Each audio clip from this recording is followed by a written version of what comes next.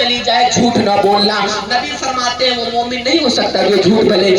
لہٰذا جو نماز چھوڑتا ہے وہ مومن تو ہے, جو نماز نہیں پڑھتا وہ مسلمان ہے, مومن تو ہے, لیکن جھوٹ بولنے والا مومن نہیں ہو سکتا. نبی فرماتے ہیں لہٰذا اس وقت کی مائیں اپنے بچوں کو یہ درس دیا کرتی تھی بیٹا جھوٹ نہ بولنا. لیکن آج کی ماؤں کا عجب حال ہے. آج کی ماؤں کا نہ جانے کیا بہانہ ہے اپنے بچوں کو خاموش کرانے کے لیے, چپ کرانے کے لیے دنیا کی دوسری خرافاتوں میں لگا دیتی ہیں, لیکن رب تبارک و تعالیٰ کی عبادت کی طرف نہیں لگاتی. ہر والدین کی ذمہ داری ہے کہ وہ اپنے بچوں کو دین کی تربیت دے. میں نہیں کہا کہ اپنے بچوں کو عالم بنائیے, اپنے بچوں کو حافظ بنائیے, اپنے بچوں کو قاری بنائیے, اپنے بچوں کو مفتی بنائیے, کچھ مت بنائیے. صرف کم سے کم دین کی ترین تعلیم اپنے بچوں کو ضرور دے دیجئے کہ وہ حلال و حرام کی تمیز کر سکے, چھوٹے بڑوں کی ادب و احترام کرنا سیکھ لے. اور اس دور میں سب سے امپورٹنٹ یہ ہے کہ ہم اپنے اولاد کو اتنی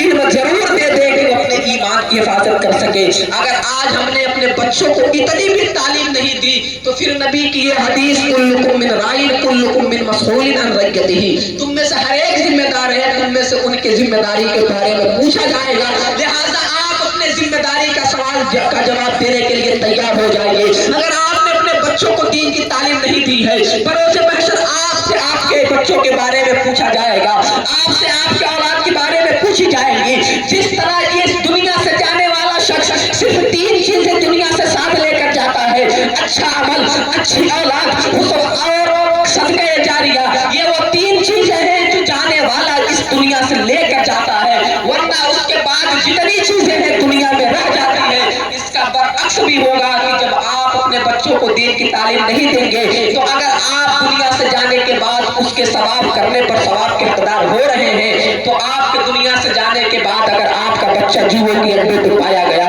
تاش پتوں کے اڈے پہ پایا گیا, شراب خوری کے جگہوں پہ پایا گیا, جوا بازی کے جگہوں پہ پایا گیا, دنیا کی دوسری خرافاتوں میں آپ کا بچہ شامل رہا, تو جس طرح اس کے نیکی کرنے کی وجہ سے قیامت کی قبر کے اندر آپ کو اس کے نیکی کا بدلہ دیا جائے گا, اسی طرح اس کے گناہ کرنے کے بدلے بھی آپ کو قیامت کے دن قبر کے اندر دیے جائیں گے. لہٰذا آپ اپنے بچوں کو اچھی تربیت دے کر جائیے, آپ اپنے بچوں کو دین کی تربیت دے کر جائیے, تاکہ دنیا سے جانے کے بعد کم سے کم آپ کے بچے آپ کے لیے نیک اعمال کر کے ایصال ثواب کرنے کی ضرورت مند ہو جائے. ورنہ آج دیکھا جاتا ہے کہ باپ کے نام سے فاتحہ کرانے کے لیے بلکہ بھی مولوی کی ضرورت پڑتی ہے. اپنے باپ کے لیے جس باپ کے آپ کے نام نیکیوں کا اضافہ کر سکے. آج بچے موبائل چلاتے ہوئے سو جاتے ہیں, انگلیاں تھک جاتی ہیں, موبائل گر جاتے ہیں, لیکن ان بچوں کو اتنی تک توفیق نہیں ہوتی کہ ہمارے ماں باپ نے ہمارے لیے اپنی پوری زندگی داؤ پر لگا دی, ہمارے ماں باپ نے ہمارے لیے پوری زندگی قربان کر دی. ہم سونے سے پہلے ان کے لیے ایصال ثواب کر کے ان کی بخشش کی دعائیں کر کے سوئے. رب فرماتا ہے وَرَبِّ ارْحَمْهُمَا كَمَا رَبَّيَانِي صَغِيرًا, اے پاک پروردگار عالم میرے والدین کو ویسے ہی بخشش فرما جیسے کہ انہوں نے میری بچپن میں پرورش کی ہے. کاش ہم سونے سے پہلے یہ دعائیں اپنے والدین کے لیے کر کے سوتے تو ہمارے لیے دنیا میں رہنا بھی صحیح ہوتا, لیکن دنیا سے جانے کے بعد بھی ہمارے لیے آسانی